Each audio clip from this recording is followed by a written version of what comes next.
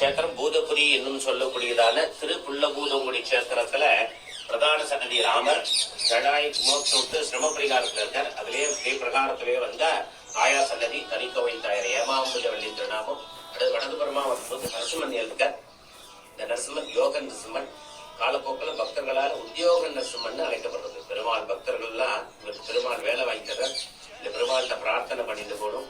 அப்படி வேலை கிடைச்ச உடனே வந்து பெருமாளுக்கு பூலங்கி சேவைன்னு சொல்லக்கூடியதான பூச்சட்டைன்னு சொல்லுவார். சம்ஸ்கிருதத்துல பூலங்கி சேவை, புஷ்ப கைங்கிற பூச்சட்டை, தோமால சேவைன்னு பெருமாள் காரியம் பூர்த்தியான தோமால சேவை சாதனம். ரொம்ப விசேஷமான நரசிம்மன் உத்தியோக நரசிம்மன்னே கொண்டாகும். இதன் கீழே தான் இந்த பழைய பெருமாள் பிராச்சீனமான ராமன் ஏற்கிறதுனால இந்த பெருமாள் ரொம்ப சாணித்தியமா இருக்கார். இதற்கு மற்றொரு திருநாமம் ராகவ சிம்மன் மற்றொரு திருநாமம். இவர்கிட்ட பிரார்த்தனை பண்ணிக்கணும். பிரார்த்தனை பண்ணிட்டு காரியம் பூர்த்தியான பெருமாளுக்கு தோமால சேவன்னு அந்த பெருமாளுக்கு இஷ்டமான அந்த புஷ்ப கைங்கரியம் பண்றதாக பிரார்த்திக்கணும். உடனே அனுகிரகம் பண்ணுவேன்.